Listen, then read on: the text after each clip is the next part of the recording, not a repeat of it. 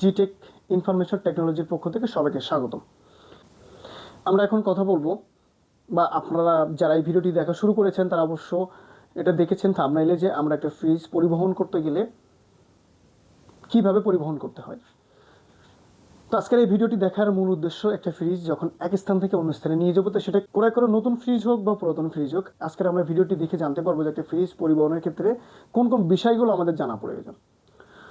যেহেতু ফ্রিজ স্থানান্তরের জন্য আমরা দেখে থাকি যে অনেক সময় ফ্রিজটি স্থানান্তর করার পরে ফ্রিজটি নষ্ট হয়ে গেছে বা ঠান্ডা হচ্ছে না, ফ্রিজ চালু আছে কিন্তু ঠান্ডা হচ্ছে না, বা ফ্রিজ আর চালুই হচ্ছে না, বা ফ্রিজ চালু হইলে ফ্রিজের গায়ে হাত দিলে শর্ট করে বা বডি হয়ে গেছে, আমরা শক করি। তো আমরা এখন দেখব যে, বা আমরা এখন জানতে চলেছি যে কীভাবে ফ্রিজ পরিবহন করলে এই বিষয়গুলো নিয়ে কখনো সমস্যা হবে না। তো ফ্রিজ পরিবহনের ক্ষেত্রে প্রথমে যে কাজটি করতে হবে, আপনারা যদি কিনা আগামীকাল একটা ফ্রিজ এক স্থান থেকে অন্য স্থানে নিয়ে যেতে চাচ্ছেন, তাহলে অবশ্য একদিন আগে বা 7 থেকে 8 ঘন্টা আগে আপনি ফ্রিজটি বন্ধ করে রাখবেন, যাতে কোনো অংশ গরম না থাকে। এবার ফ্রিজ তো আর আপনি বাসায় যখন ব্যবহার করতেন তখন তো ফাঁকা ফেলায় রাখতেন না, তাহলে ফ্রিজের ভেতরে মালামাল আছে, মালামালগুলো আপনি ভালোভাবে বের করে নেবেন। মালামাল বের করার পরে প্রয়োজনে ফ্রিজটি পরিষ্কার করে নেবেন। ফ্রিজের ভেতরে যেন কোনো প্রকার মালামাল না থাকে।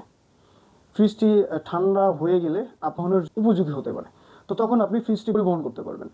তো ফ্রিজটি পরিবহন করার আগে অবশ্য আমি বারবার বলতেছি যেন এটা কোনোভাবেই কোনো অংশ হিট না থাকে। তাহলে আমরা প্রথমেই আগে ঠান্ডা করে নেব। ঠান্ডা করার পরে আমরা ফ্রিজটি গাড়িতে উঠাবো। যখন গাড়িতে উঠাবো আমাদের খুব ভালোভাবে খেয়াল রাখতে হবে একটি ফ্রিজ যেন কোনোভাবেই 60 ডিগ্রি অ্যাঙ্গেলের বেশি কাত না হয়।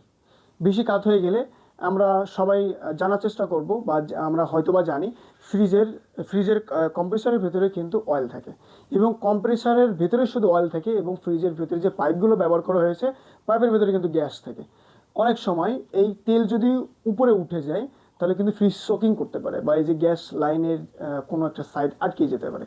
তাহলে আমরা ফ্রিজ যখন এক স্থান থেকে অন্য স্থানে নিয়ে যাব, ফ্রিজটা কোনোভাবেই যেন 60 ডিগ্রির বেশি কাত না হয়।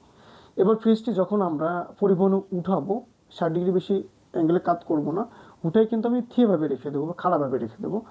এবার পরিবহনের সময় আমরা যখন একটা রেফ্রিজারেটর ক্রয় করি, এর সাথে কিন্তু কার্টুন এবং অনেক শোলা থেকে থাকে। এগুলো কিন্তু আমরা সংরক্ষণ করবো, যখন এক জায়গা থেকে অন্য জায়গায় স্থানান্তর করব, এটা কিন্তু নতুনের মতো করে আমরা প্যাকিং করে গাড়িতে উঠাবো।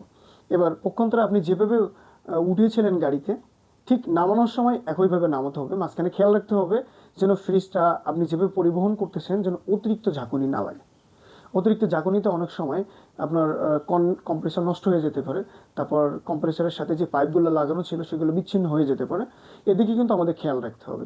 এবার পরিবহন করে যখন আমি গাড়ি থেকে নিচে নামালাম, কোনোভাবে 60 ডিগ্রির বেশি কাত হলে হবে না। 60 ডিগ্রি অ্যাঙ্গেলের বেশি কাত হয়ে গেলে কিন্তু সমস্যা হতে পারে। একটা ফ্রিজ যখন আমি গাড়ি থেকে নামালাম, নামে নির্দিষ্ট স্থানে স্থাপন করার পরে ফ্রিজটি কিন্তু কোনোভাবেই সাথে সাথে আমরা স্টার্ট করবো না। 7 থেকে 8 ঘন্টা পরে আমরা ফ্রিজের লাইন দেবো, কিন্তু কোনো মালামাল ওখানে আমরা ফ্রিজের ভেতরে ঢুকাবো না।